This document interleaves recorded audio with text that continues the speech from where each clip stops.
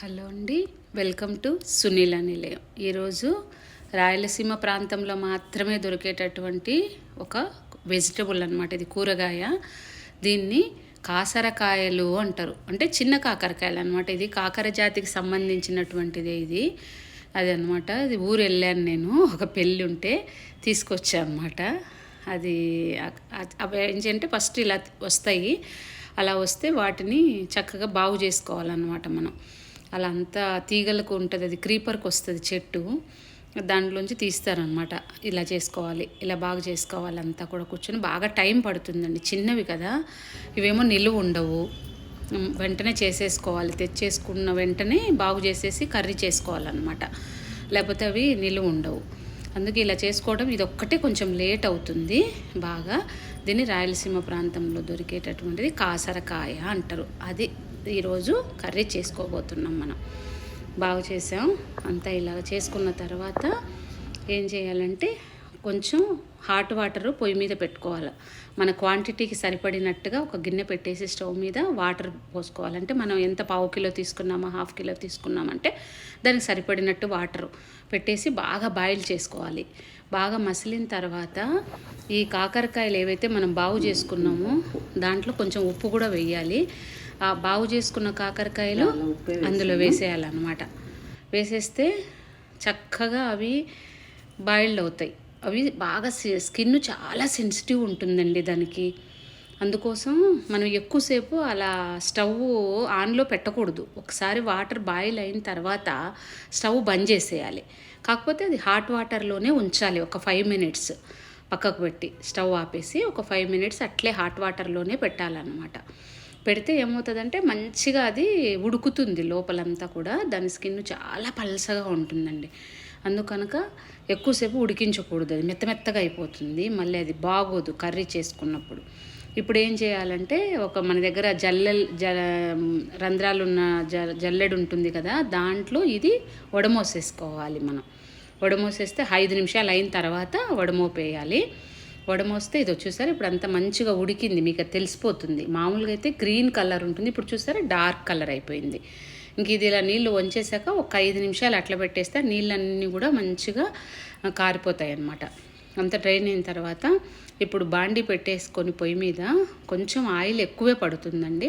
Oil regular పోపు కంటే కూడా oil పోసేసి పోపు గింజలన్నీ ఉంటాయి కదా, మనం రెగ్యులర్గా వేస్తాం కదా, ఆవాలు, జీలకర్ర, శనగపప్పు, మినప్పప్పు, 4 మెంతులు కూడా వేస్తానండి నేను. ప్రతి కూరలో కూడా నాకు మెంతులు వేయటం అనేది అలవాటు. అందుకనుక కాకరకాయ కర్రీ చేదుగా ఉంటుంది అయినా సరే 4 మెంతులు వేస్తాను. ఎందుకంటే ఏమో నుండి ఆరోగ్యం అని చెప్తారు కదా కొంచెం మెంతులు తింటే, అందుకు నేను వేస్తాను. ఉల్లిపాయలు కూడా కట్ చేసి పెట్టుకోవాలి.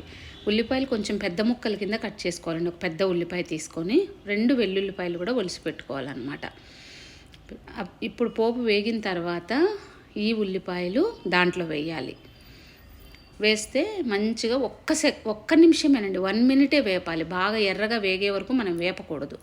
కారణం ఏంటంటే కొద్దిసేపు మనము ఇందాక వడమోసుకున్నటువంటి కాసరకాయలు ఉన్నాయి కదా, అవి దీంట్లో వేసి కొంచెం సిమ్లో పెట్టేసి నీట్గా మంచిగా తడంతా పోయేలాగా వేయించుకోవాలి. కనుక మనం ఈ ఉల్లిపాయలు మనం ఎక్కువసేపు వేపించకూడదు, కొంచెం సేపే వేయించాలి. వేయించిన తర్వాత ఇప్పుడు వడమోసుకున్నటువంటి కాసరకాయలు ఉన్నాయి కదా, అవి ఇందులో వేసేయాలి. ఇంకా ఇందులో వేసేసి మంచిగా అది కూడా మంచిగా వేగిపోయేలాగా వేపాలన్నమాట. అంటే కొంచెం మంట తగ్గిస్తేనండి, లేకపోతే ఏమవుతుందంటే బాండీకి అంటుకుపోతూ ఉంటుంది. బాండీ కూడా చూడండి కొంచెం ఇట్లా లావుగా ఉన్న బాండీ తీసుకోవాలి మనం. చూసారా ఇప్పుడు అది వేసేసి మంచిగా వేయించాలి. కొంచెం తడి ఉంటుంది కదా మనం ఇందాక బాయిల్ చేసింది, అందుకనుక అది సిమ్లో పెట్టి వేయించుకోవాలి. ఈలోపు దీంట్లోకి పొడి తయారు చేసుకోవాలండి. మన ఛానల్లోనే ఉంది కనుక నేను ఇప్పుడు చూపించలేదు. అదేమిటంటే కొన్ని పల్లీలు, పుట్నాలు, వెండుకారము, వెల్లుల్లిపాయలు, కొబ్బరి వేసేసి మిక్సీకి ఆడించుకొని పొడి పక్కకు పెట్టుకోవాలండి. కొంచెం ఉప్పు, పసుపు వేసి ఇది ఒక 5 నిమిషాలు సిమ్లో పెడితే బాగా వేగిపోతుంది. ఆ తర్వాత మనం ప్రిపేర్ చేసుకున్న పొడి ఉంది కదా, అది దీని మీద వేయాలన్నమాట. ఇలా వేసేసి ఒక్క 1 మినిట్ అంతే. 1 మినిట్ అయిపోయిన తర్వాత స్టవ్ సిమ్లో పెట్టేయాలండి. బాగా వేగిపోవాలి, ఇది టేస్ట్ అయిపోతాయి. ఇక చూడండి ఇప్పుడు ఎంత దగ్గరికి మంచిగా వేగినాయి అని చెప్పి మనకు తెలుస్తాయి కదా, అప్పుడు ఒక పొడి వేసుకోవాలి.